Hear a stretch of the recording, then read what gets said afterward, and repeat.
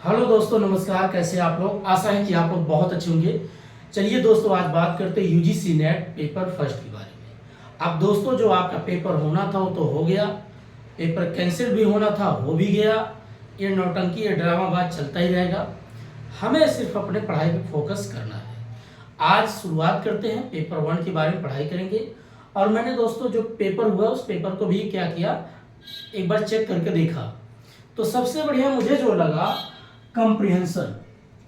Comprehension का जो मैंने देखा, ये बहुत सिंपल आया था। और इसे ये समझिए कि आपके 5 नंबर जिन्होंने अच्छे तरीके से अगर रीड किया और आंसर इसका पूरा चेक किया, मतलब एक प्रकार से इसको पढ़ करके पैसेज को और क्वेश्चन को पढ़ करके जो आंसर निकाला, अगर उन्होंने 5 सही किए हैं, समझिए उनको 10 नंबर तो बन ही गया था, बन ही गया।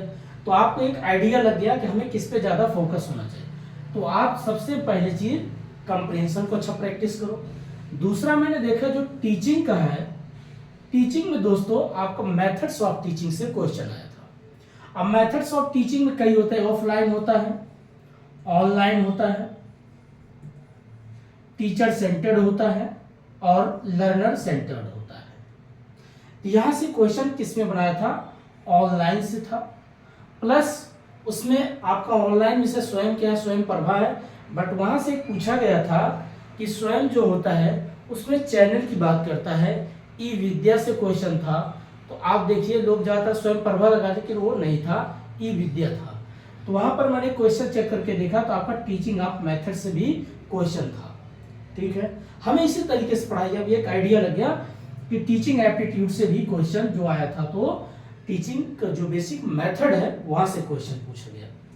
दूसरा, आप रिसर्च में अगर आप देखोगे तो रिसर्च में आपका था जैसे पॉजिटिविज्म क्या है, पोस्ट पॉजिटिविस्टिक क्या है, प्लस आपका स्टेप ऑफ रिसर्च क्या है।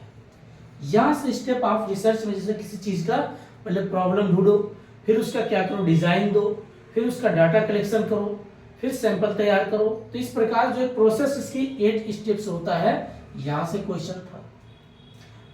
तो कहने का मतलब हमें क्या है कि टीचिंग को भी हमें क्या क्या पढ़ना है, रिसर्च को क्या क्या पढ़ना है, कंप्रिहेंशन हमें आइडिया लग गया, ये 3 समझ में आ गया। कम्युनिकेशन से जो क्वेश्चन था वहां पर आपका एक प्रकार से बैरियर से होता है, जो रुकावटें होती हैं, बैरियर। नेक्स्ट आपका इसमें और पूछा जाता है बैरियर से क्वेश्चन। उसके बाद आपका और क्वेश्चन था कम्युनिकेशन में जो मैचिंग करने का आया था। इसे एक तरफ दिया था आपको हॉरिजॉन्टल, मैंने बोला भी था, एक तरफ वर्टिकल, एक था सर्कुलर। इस तरीके जो पूछा टाइप्स ऑफ कम्युनिकेशन, तो टाइप्स ऑफ कम्युनिकेशन में जो क्वेश्चन दिया था उसको मैचिंग करने का था। तो आप सोचिए, barrier of communication, types of communication, ऐसे ऐसे टॉपिक से क्वेश्चन पूछा गया था। तो अब रही बात आईसीटी से। आईसीटी का दोस्तों कोई ऐसा है नहीं, बट उसमें भी आपको रोम, रैम, यहां से क्वेश्चन बेसिक बनाया था। उनको एक प्रकार सीपीयू ये पूछा था, सबसे फास्ट कौन काम करता है, फिर उससे स्लो कौन करता है, उससे स्लो कौन करता है, आपको असेंडिंग डिसेंडिंग करके क्वेश्चन पूछा था। तो हमें एक आइडिया लग गया कि हमें क्या क्या पढ़ना है। और बाकी जो आता था एक बाइनरी सिस्टम, तो बाइनरी सिस्टम से एक भी क्वेश्चन नहीं था, जिसमें आप ऑक्टल क्या है, डेसिमल क्या है, हेक्सा क्या है, यहां से एक भी क्वेश्चन नहीं था। ठीक है दोस्तों, तो आप खुद सोचिए कि जो कंप्यूटर का क्वेश्चन था, अब ये नहीं है कि आपको जो टॉपिक पढ़ रहे हो वही आता है, क्योंकि हमें क्या करना है, जैसे बहुत से लोग बोल देंगे ये टॉपिक पढ़ लो, ये पढ़ लो, ये पढ़ लो, ये पढ़ लो। नहीं, हमें पढ़ना है तो पूरा पढ़ो, किसी एक को टॉपिक को मत छोड़ो। क्योंकि आजकल क्या हो गया, पेपर का सेट करने का जो तरीका है, आप सोचोगे कि जो दिख रहा है यही आ सकता है, वो नहीं आता। आप जो उम्मीद करते हो नहीं, जिस पे उम्मीद नहीं करते वही आता है। तो हमें क्या करना है, जो उम्मीद है उसको भी पढ़ो, जो उम्मीद नहीं है उसको भी, दोनों को पढ़ो। अर्थात पूरे जो भी सिलेबस में दिया है कोई भी एक यूनिट मत छोड़ो। तो हमें एक आइडिया लग गया रिसर्च का, टीचिंग का, कंप्रिहेंशन का, कम्युनिकेशन का। मैथ का जो क्वेश्चन था मैथ का दोस्तों इसमें आपको बोर्ड से था, जिसको नाव बोलते हैं, बोर्ड से क्वेश्चन था, बोर्ड से कि एक बोर्ड, एक कभी काल होता है ना, जैसे एक आमने सामने चलती है, एक विपरीत चलती है, इस तरीके का जो क्वेश्चन होता है, कब प्लस होगा कब माइनस होगा, वो फार्मूला बेस होता है, जैसे 2ac upon a plus B, इस तरीके का फार्मूला होता है, तो उनका अपना कॉन्सेप्ट होता है, उस फार्मूले तरीके से पूछा गया। वर्क एंड टाइम का भी क्वेश्चन था, तो हमें work and time, boat, profit and loss, ऐसे, और उसके बाद सीरीज, यहाँ से जो आपका मैथ का क्वेश्चन आया था। रही उसके बाद आपका हायर एजुकेशन में, हायर एजुकेशन में आपका पूछा क्या गया था दोस्तों, आपका प्री एंड पोस्ट होता है। प्री मतलब जो आपका अंग्रेजों का कॉन्सेप्ट था 1813, जो उनका नया एजुकेशन पॉलिसी लाया गया, जिसमें 1 लाख रुपया खर्च करते थे। लेकिन पूछा क्या गया 1947 के बाद जो पोस्ट एजुकेशन था, आपका यूनिवर्सिटी एजुकेशन कमीशन के बारे में पूछा था, राधा कृष्णन कमीशन, जो आपका कमीशन थी, वहाँ से पूछा गया था। जो यूनिवर्सिटी पूछा गया था, आपने पढ़े होंगे कि बेसिक चीज़ें पोस्ट एजुकेशन में कि शुरुआत में एक बनाया गया था कोठारी कमीशन, एक यूनिवर्सिटी कमीशन। कोठारी कमीशन जो आपका 12th तक का बनता था, और यूनिवर्सिटी आपका जो ग्रेजुएशन करते हो, मास्टर डिग्री कोर्स हासिल करते हो, इसके लिए बनाया गया था। तो हमें एक आइडिया लग गया तभी क्या क्या हमें पढ़ना है। और आपका जो होता है लॉजिकल रीजनिंग, जिसमें आपने पढ़ा होगा डिडक्टिव क्या है, इंडक्टिव क्या है, यहाँ से क्वेश्चन था, डिडक्टिव और इंडक्टिव। डिडक्टिव मीन्स जो जनरल टू पर्टिकुलर, और डिडक्टिव और इंडक्टिव, इसमें क्या था, यहाँ से क्वेश्चन था general to particular, particular to general, ये क्वेश्चन बनाया गया था। और आपका था कंट्राडिक्टरी कंट्राडिक्शन, यहाँ से भी क्वेश्चन था। दूसरा आपका था Indian logical reasoning. Indian logical reasoning में आपका एक होता ऑर्थोडॉक्स, एक था हेथोडॉक्स, दोनों से क्वेश्चन पूछा गया था। हेथोडॉक्स से था आपका जो मैचिंग करने का दिया था, कि जैसे मीमांस आपका जैसे पतंजलि किस चीज का, योग का निर्माण किया, योग का कॉन्सेप्ट दिया था, बुद्धिज्म किसका दिया, निर्वाणा का दिया था। तो इस प्रकार से उसको मैचिंग करने का क्वेश्चन था, कौन सा धर्म अर्थात कौन सा रिलीजन अपना कॉन्सेप्ट दिया, कौन निर्वाणा दिया, कौन मुक्ति का दिया, या कौन योग का कॉन्सेप्ट दिया। इस तरीके क्या था, मैचिंग करने का जो आपका कॉन्सेप्ट था क्वेश्चन, उसको बोलते थे आपका हेथोडॉक्स। ऑर्थोडॉक्स में आपका वहां से भी पूछा गया था, एक क्वेश्चन था। बाकी आपका हेत्वाभास से था, जो 5 बेसिक कॉन्सेप्ट होता है, जिसमें आपका व्याप्ति क्या है, अनुपलब्धि क्या है, सत्य प्रतिपक्ष क्या है, विरुद्ध क्या है, ये जो बेसिक कॉन्सेप्ट बनता है, यहाँ से भी क्वेश्चन था। तो जिन्होंने अगर इस चीज को पढ़ा था अच्छे से, उनके लिए क्वेश्चन अच्छा था। उसमें 5 टर्म, 2 टर्म, 3 टर्म ये दिया था, तो जिन्होंने 5 टर्म कॉन्सेप्ट लगाया था उनका आंसर सही था। तो मिला जुला के हमें एक आइडिया लग गया हमें क्या क्या पढ़ना है। लेकिन अब जो पेपर हुआ एक आइडिया तो लगा, लेकिन अब कैसे पढ़ाई करना है, हमें जो भी 20 दिन, 10 दिन, 15 दिन, जब तक ये आपका नोटिफिकेशन नहीं आता एग्जाम कब होगा, तब तक हमें क्या करना, फिर से एक बार रिवीजन करो। रिवीजन करने के साथ साथ ज़्यादा से ज़्यादा क्वेश्चन प्रैक्टिस करो। और जो पेपर सेकंड का था कॉमर्स वालों का दोस्तों, उसमें कम से कम 20-25 क्वेश्चन आपका रिवीजन था, एक प्रकार से रिपीट हुआ था, रिवाइज किया गया, रिपीट था क्वेश्चन। जो 2020-19 का मैंने देखा, काफी क्वेश्चन जो है रिवीजन था, सॉरी मतलब रिपीट था, ऐसा क्वेश्चन पूछा गया था। और उसमें भी आपका देखिए जो 10 यूनिट है आपका बिजनेस स्टैटिक्स, वहां से क्वेश्चन था काफी अच्छा खासा। आपका एक्सक्यूनेस क्वेश्चन पूछा है, टी टेस्ट क्या, यहाँ से क्वेश्चन था। रिसर्च टॉपिक से था, कोरिलेशन से भी था। दूसरा आपका कॉन्ट्रैक्ट एक्ट जो होता है, वहां से क्वेश्चन था, वैलिड क्या, इनवैलिड क्या है। जीएसटी से क्वेश्चन था। एक प्रकार से देखा जाए हर एक यूनिट से क्वेश्चन कॉमर्स में भी पूछा गया था। आपका इनकम टैक्स से क्वेश्चन था, एग्रीकल्चर से जुड़ा हुआ था, 80G 88G 8088D 80GA1 क्या था, सेक्शन से पूछा गया, रेजिडेंट नॉन रेजिडेंट। तो कहने का मतलब हमें क्या करना है, फिर से इसको अब रिकॉल करो, हर एक यूनिट को प्रैक्टिस करो, रिवीजन करो। अब ये हमारे पास यही समय है। तो चलिए आज शुरुआत करेंगे, बात करेंगे टीचिंग एप्टीट्यूड से बात करेंगे। एक बार फिर से रिवीजन करते हैं, चीज़ों को समझते हैं। और बाकी दोस्तों काफ़ी लोग प्रयास कर रहे हैं, संस्था के पास जा रहे हैं, एप्लीकेशन अप्लाई कर रहे हैं, भाई पेपर कराओ, पेपर में क्यों ऐसा हुआ। देखिए आप, उनकी अपनी सिस्टम है, वो क्या करेंगे, किस तरीके करेंगे, हमें क्या करना है।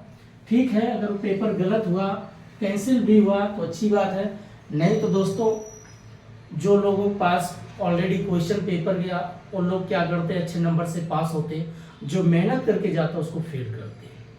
तो अच्छी चीज़ है, करप्शन है, उस पर इंक्वायरी बैठी है, जांच होनी चाहिए, किसी भी बच्चे के साथ गलत ना हो। हमारा समय भले जा रहा है, लेकिन हमारे साथ अन्याय नहीं होगा, न्याय होगा। पॉजिटिव होते हुए फिर से पढ़ाई पे ध्यान दें। तो आज करेंगे टीचिंग एप्टीट्यूड। अब इसमें हमें क्या क्या पढ़े हैं एक बार आज समझते हैं। टीचिंग क्या है? टीचिंग एक प्रकार से कम्युनिकेशन है। अगर आप पास नॉलेज है, आप दूसरों को समझाने की योग्य हो, आपके अंदर वो क्षमता है, तो समझिए आप अच्छे एक वक्ता, अच्छे आप एक लीडर, अच्छे आप एक अध्यापक बन सकते हो। अगर आपके अंदर बोलने की क्षमता नहीं, बात समझाने की क्षमता नहीं है, अपनी बात को व्यक्त नहीं कर पाते हैं, तो आपके पास वो क्षमता, कैपेसिटी नहीं है। इसीलिए इसमें ना छुपा होता है एप्टीट्यूड। एप्टीट्यूड मतलब होता है आपके पास क्षमता है कि नहीं है, इस बात का इंडिकेट करता है, संकेत देता है। और टीचिंग मतलब जो आप टीच करते हो, जो बताते हो, जो समझाते हो। ये बेसिक चीज समझ में आ गया। ये तो इसका कॉन्सेप्ट था। अब यहाँ से हम पढ़ते, इसमें हमें क्या क्या पढ़ना होता है। एक होता है लेवल ऑफ टीचिंग क्या है, लेवल ऑफ टीचिंग क्या है। फिर उसके बाद हम पढ़ते हैं इसके मेथड्स ऑफ टीचिंग क्या है, मेथड्स ऑफ टीचिंग क्या है। फिर उसके बाद पढ़ते हैं इसका इवैल्यूएशन क्या है, वैल्यूएशन ऑफ टीचिंग क्या है। फिर उसके पढ़ते हैं इसके सपोर्टिव क्या है, सपोर्टिव मेथड्स, एक प्रकार से मेथड सपोर्ट क्या क्या करती है टीचिंग में। फिर पढ़ते हैं इसमें हम ब्लूम टेस्टोनॉमी क्या है, ब्लूम टेस्टोनॉमी। अभी दोस्तों सिर्फ ऐसे लिख रहे हैं, समरी ऐसे समझो। फिर उसके बाद आप पढ़ते हैं इसे कैरेक्टर पढ़ते हैं, या प्रिंसिपल लिख देते हैं, प्रिंसिपल, प्रिंसिपल ऑफ टीचिंग क्या है। फिर उसके बाद आप पढ़ते हैं रीटीचिंग कॉन्सेप्ट क्या है, रीटीचिंग कॉन्सेप्ट क्या है। अगर आपने इतना पढ़ा है बेसिक चीजें, तो काफी आपके लिए अच्छा था। लेकिन क्वेश्चन देखिए हमारा यहां से पूछा गया था, अभी लेवल से नहीं पूछा गया। एक कैरेक्टर होता है, कैरेक्टरिस्टिक्स, यहां से क्वेश्चन अभी नहीं आया था। लेकिन अगर पूछा ही गया आपका मेथड्स ऑफ टीचिंग से, तो हमें पता चल गया कि अगर इतने टॉपिक है तो सब टॉपिक को हमें क्या करना है, याद करना है। क्योंकि जरूरी नहीं है दोस्तों आपकी मैथड्स आ गया तो मैथड इसी आएगा। हो सकता है लेवल से क्वेश्चन पूछ ले, हो सकता है आपका सपोर्टिव मटेरियल पूछ ले, ब्लूम टेस्टोनॉमी पूछ सकता है, प्रिंसिपल पूछ सकता है, रीटीचिंग कॉन्सेप्ट से पूछ सकता है, कैरेक्टर के बारे में पूछ सकता है, जिसमें आप पढ़ते होंगे एडोलसेंट क्या है,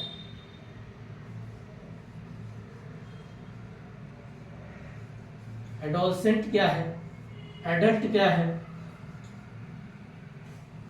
तो यहां से इसके बारे में भी पूछ सकता है। कॉग्निटिव क्या है। तो हमें क्या करना है, एक एक करके आज इस पे समझते हैं। पहले लेवल ऑफ टीचिंग क्या है।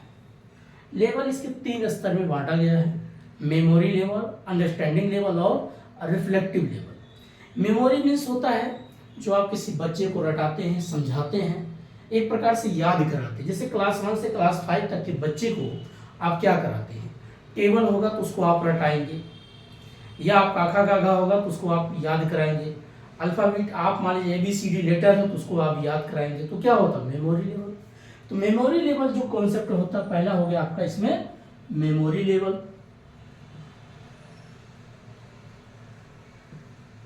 तो हो सकता है आपकी जो पेपर हो यहां से क्वेश्चन पूछ ले मैचिंग करने का कि मेमोरी लेवल कॉन्सेप्ट किसने दिया।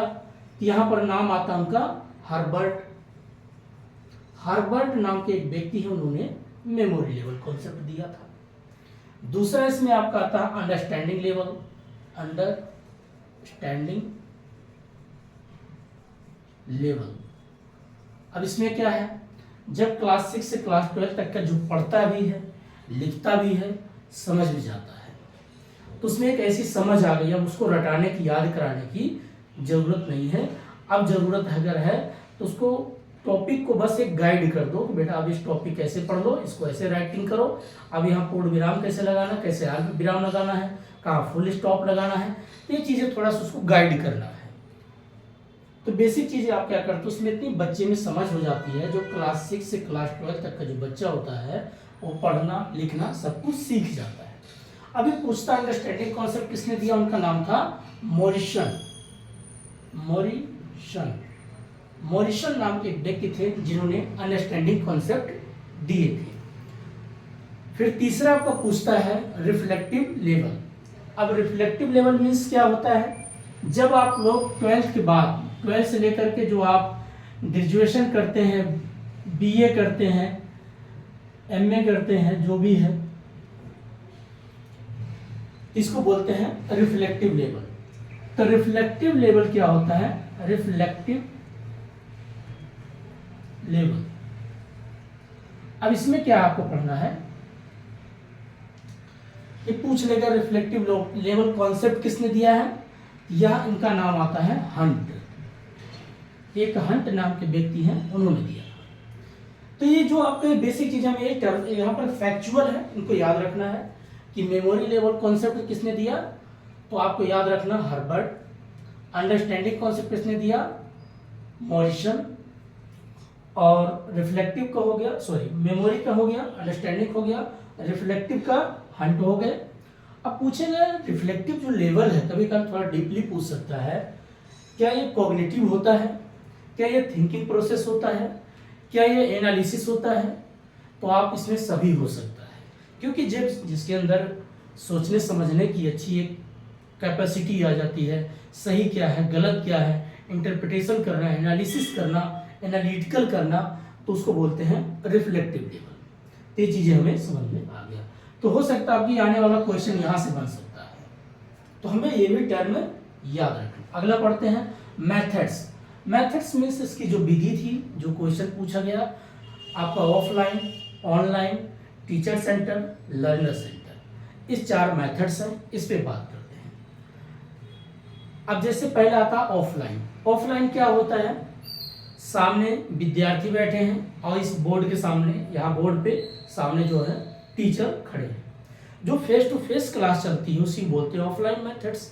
अब ऑफलाइन में आप खुद कल्पना करो क्या क्या चीज़ होता है, या तो व्हाइट बोर्ड होगा, या तो ब्लैक बोर्ड होगा, या तो चाक से लिखा जाएगा, या तो मार्कर से लिखा जाएगा, और क्या होता है। दूसरा चीज़, कुछ टीचर के इंस्ट्रूमेंट होते हैं, औजार, या उसके नोट्स होते हैं, या बुक्स होती हैं, उसी के माध्यम से क्या करता है वो पढ़ाता, वो सपोर्टिव मटेरियल होता है।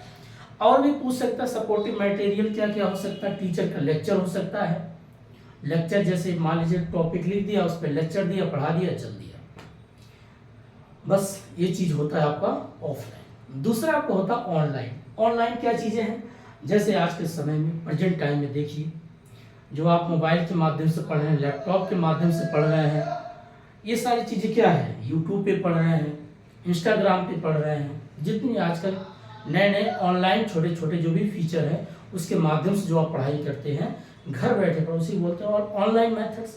अब ऑनलाइन में कुछ गवर्नमेंट की स्कीम है, कुछ ऐसे सपोर्टिव चीज़ें हैं जो गरीब बच्चे हैं, जिनके पास अगर मान लीजिए किताबें नहीं है खरीद पा रहा है, इतना अफोर्ड नहीं कर पाता कि 1000, 2000, 3000 की बुक्स खरीदे, अगर उसके घर पे मान लीजिए DTH कोई कनेक्शन लगा है या मोबाइल ही है, तो वो मोबाइल के माध्यम से पढ़ाई कर सकता है। गवर्नमेंट की इतनी साइट है कि वहाँ से पढ़ाई कर सकता है। उसी में आपको बनाया गया स्वयं और स्वयं प्रभा। कुछ अभी स्वयं प्रभा का एक प्रकार से चैनल है, कुछ उसी चैनलों में अलग अलग, जैसे ई विद्या नाम आप सुन लिए होंगे, जो क्वेश्चन आया था, तो वहाँ से पूछेगा ई विद्या क्या कॉन्सेप्ट है।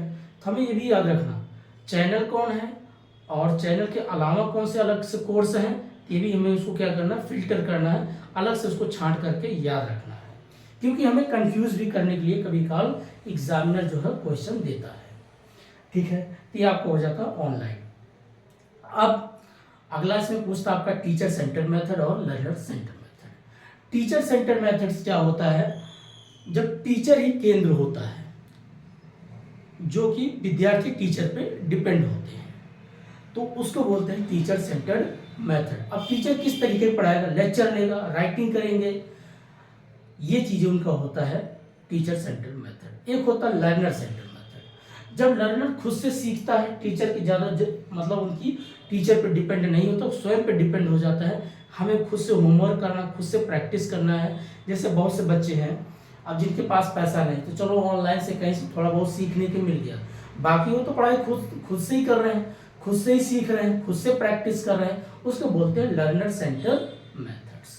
तो ये चीज़ें आपको याद हो गया होगा कि teacher centre, learner centre, offline और ऑनलाइन, ठीक है। तो ये आपका मेथड्स हो गया और ज़्यादा इसमें डीपली जाने की जरूरत नहीं है। अगला हम बात करते हैं इवैल्यूएशन। इवैल्यूएशन मीन्स क्या आता है, मूल्यांकन करना। जैसे आप पढ़ाई करते हो, टेस्ट देते हो, तो आप मूल्यांकन करते हो, मेरा कितना क्वेश्चन सही हो रहा है, कितना गलत हो रहा है। तो उसी प्रकार से टीचिंग का एक मूल्यांकन किया जाता है। एक होता है बिफोर टीचिंग, एक होता है आफ्टर टीचिंग, एक होता है ड्यूरिंग टीचिंग। अब ये जो मूल्यांकन होता है परसेंटेज के आधार पर हो सकता है, ग्रेड के आधार पे हो सकता है।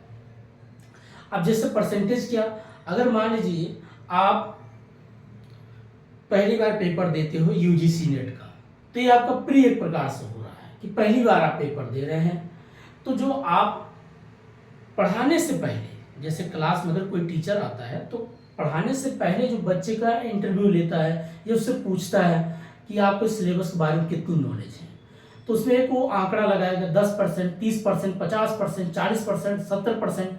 तो उसी प्रकार से उसको क्या बोलते हैं, प्री टीचिंग, एक प्रकार से प्री टीचिंग इवैल्यूएशन। पढ़ाने से पहले ही क्या होता है, इसको बोलते हैं ना कि बिफोर, उसको बोलते हैं, अर्थात बिफोर बोलते हैं, पढ़ाने से पहले किसी चीज का मूल्यांकन करना। एक होता है पढ़ाते रहते बीच बीच में क्वेश्चन पूछते रहते हैं कि बताइए बेटा आपको याद हुआ कि नहीं हुआ। आपने खुद देखा होगा क्लास में जब कभी बीच बीच में टीचर खड़ा करके पूछ, बताओ आपको याद हुआ कि नहीं हुआ। अब जैसे कोई फार्मूला लिख दिया a+b का होल स्क्वायर बताइए, आप बच्चे को अगर या बता दिए टीचर ने, तो उसको बीच में क्लास में पूछते हैं तो आप बताइए इसका क्या होगा। अगर बच्चे को याद होगा तो बोलेगा सर मुझे a² + 2ab + b²।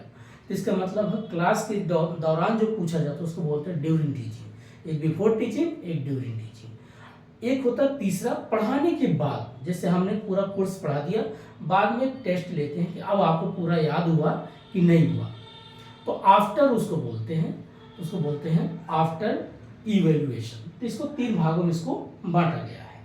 अब इसी पे कोई ग्रेड देता है, कोई परसेंटेज देता है। ग्रेड जैसे मान लीजिए अच्छा नंबर आया तो A+ कर देंगे, थोड़ा कम आया है तो B कर देंगे, थर्ड क्वालिटी तो C कर देंगे। इसी प्रकार से ग्रेड बेस वाइज उसको डिवाइड करते हैं। परसेंटेज कर देंगे नंबर से, 60%, 50%, 40%, इस प्रकार से नंबर पे उसको क्या करते हैं, डिवाइड कर देते हैं, बांट देते हैं। अगला पढ़ते हैं सपोर्टिव। सपोर्टिव टीचिंग में क्या क्या सपोर्टिव होती है आज के दौर में। अगर ऑफलाइन में देखा जाए तो आपका बोर्ड हो गया, चाक हो गया, उसके बाद टीचर्स के नोट्स हो गए। ऑनलाइन में अगर देखा जाए तो विजुअल, अब कैमरा हो गया, मोबाइल हो गया, लैपटॉप हो गया, आपका प्रोजेक्टर हो गया, ये सारी चीज़ें आपका सपोर्टिव चीज़ें होती हैं। लेक्चर हो गया, ये सब आपके सपोर्टिव होती है टीचिंग का। अगला हम पढ़ते हैं ब्लॉम टेस्टोनॉमी कॉन्सेप्ट क्या है। ब्लॉम टेस्टोनॉमी इन्होंने एक कॉन्सेप्ट दिया था, इसको 3 कॉन्सेप्ट में बांटा गया, 3H कॉन्सेप्ट में इसको डिवाइड किया गया था। गांधी जी भी उसी बात को संकेत देते थे। 3 कॉन्सेप्ट क्या, इसके 3H बोलते थे। H मीन्स जैसे कि एक फर्स्ट H का मतलब होता है आपका हेड, दूसरा H मतलब आपका हैंड, तीसरा आपका हार्ट मतलब हृदय। इन्होंने क्या बोला, 3 कॉन्सेप्ट क्या दिए थे। अगर आप पढ़ाई करके अपने दिमाग को डेवलप कर लिया, आपके पास सोचने समझने की ताकत अच्छी हो गई।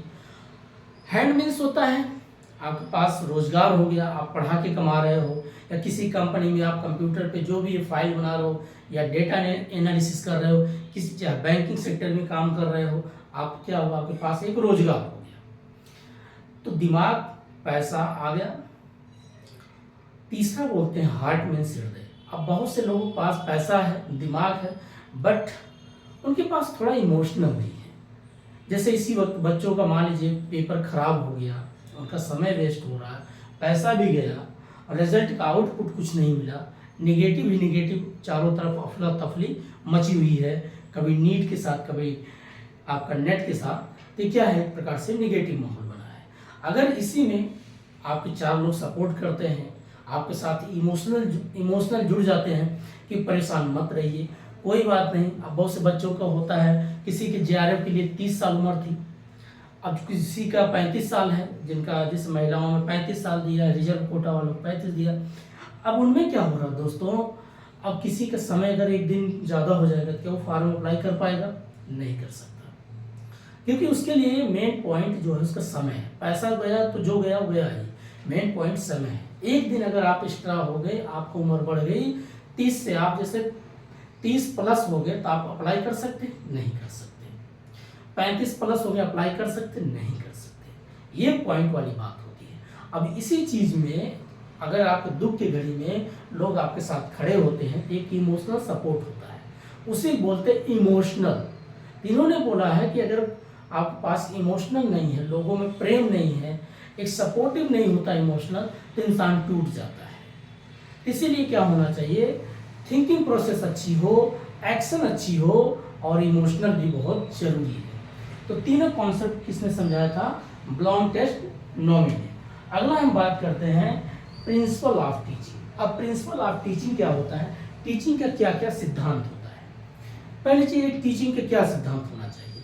भाई मैं एक टीचर हूँ तो पहले अपना होमवर्क करूँ, मुझे पढ़ाना क्या है, सिलेबस को चेक करूँ, यही है सिद्धांत। दूसरा, अपना एक वेल ऑफ ड्रेस होना चाहिए। ऐसा नहीं है कभी जो मन में आया टी शर्ट डाल के बैठ गया, ये कर लिया वो कर, नहीं। अब एक प्रॉपर टीचर के तरीके से आपका एक कम्युनिकेशन हो, आपका ड्रेसिंग का कम्युनिकेशन होना चाहिए। ये बेसिक सिद्धांत की बात करता है, आपका लेक्चर पे भी बात करता है। ऐसा नहीं आप अपनी लाउडली आवाज़ काफ़ी तेज बोल रहे हो, किसी को थोड़ा सा अच्छा नहीं लगे, इतना स्लो मत बोलो कि दूसरे वाले को सुनाई भी ना दे।